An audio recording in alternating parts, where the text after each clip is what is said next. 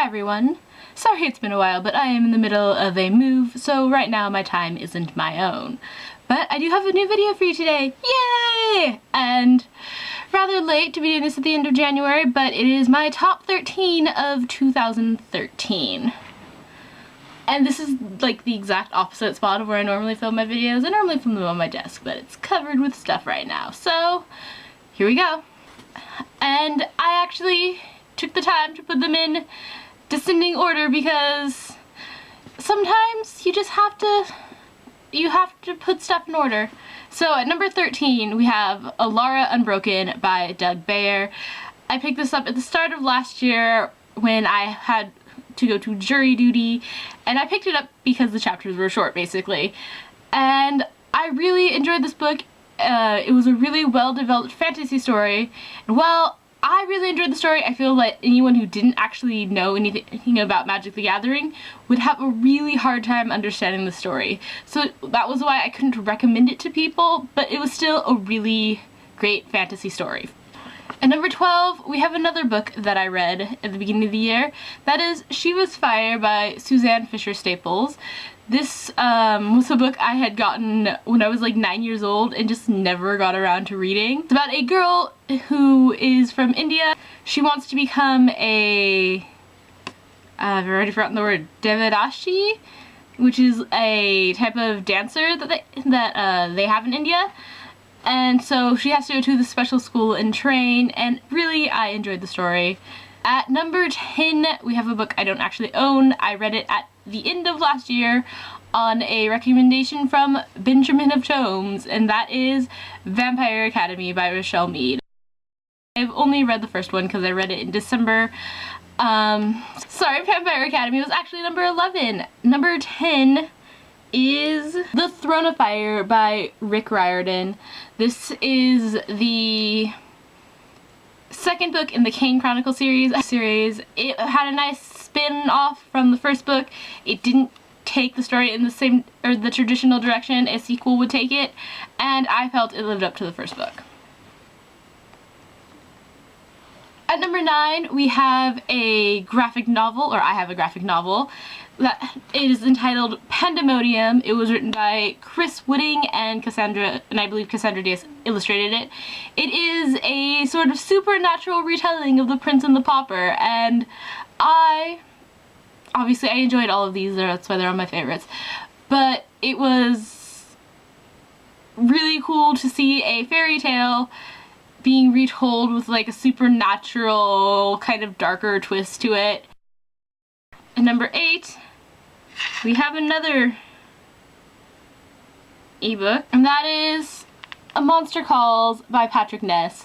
This is the one and only book to actually make me cry last year, which is impressive because I didn't read this book till May or June, so only one, and I read like 151 books, so in 151 books, one of them made me cry. At number 7, we have the first series that made it onto this list, and that is the manga series Fruits Basket by Natsuki Takaya, who wrote a 23 volumes of this.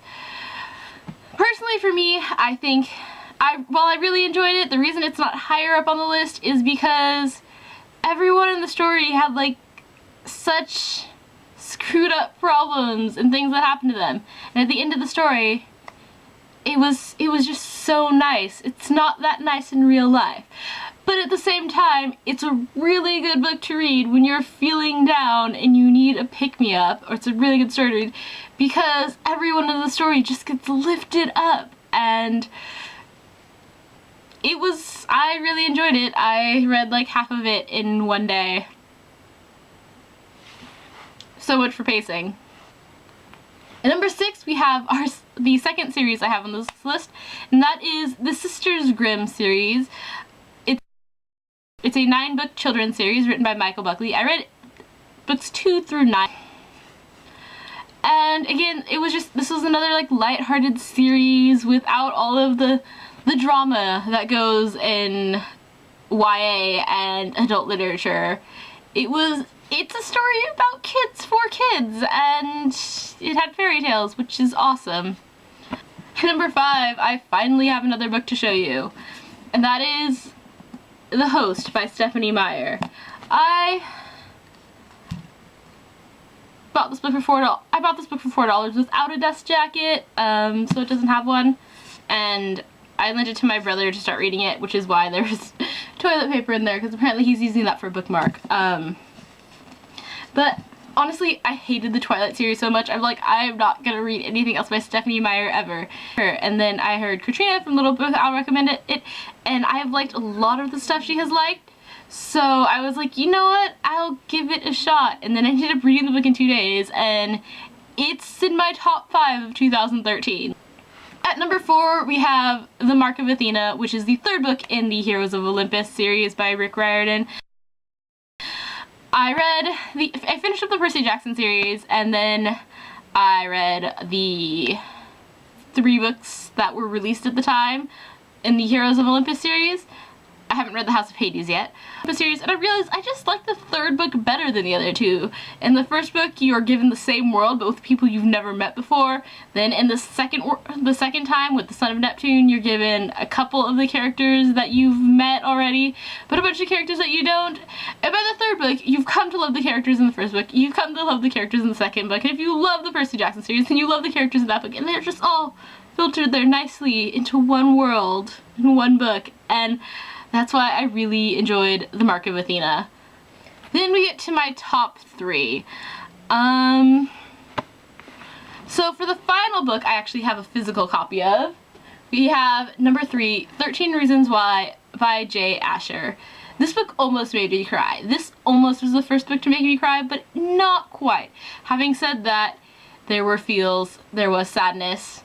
This was, again, one of the books I read at the start of the year, and it was just intense, was I believe the word I used to describe it, and this was actually recommended by, this was going to be required reading for my children's literature course, but this was actually switched to The Book Thief by Markus Zusak. So I had this book, I'm like, well, you know, I already bought the book for school, now, like, I can return it, or I could read it, so I just decided to read it, and oh my god, wow, intense. Then we get to number 2, which is actually the number 1 series that I read of 2013, and that is The Prince of Tennis by Takeshi Konomi. This is a 42-volume manga series that I checked out from my library. Oh my god, like, I didn't think I would like a manga series about sports, and it starts out with them, like, you think you can do what they do. Because, you know, they start out as being just normal tennis players. And by the end of the series, they're like the superheroes of tennis. And like, you're going, oh my god, this is so amazing! And I think the thing for me is that one of the things I liked about it is there wasn't any complicated, like, love backstory line. It was literally just a story about a bunch of people who really liked tennis playing tennis, and it was intense matches. Like, it was like you were actually watching the matches and stuff on the page, and I just enjoyed it so much. Like, I was reading like 6 volumes a day. I got through it in like 2 weeks because I had to go to the library a couple times to change out the books to get more books, and it was like I was going to the library every 3 days to change out the stuff, and literally so much fun to read. I can't even put into words how much I enjoy it, and like how much I enjoyed those tennis matches in that series. Yeah.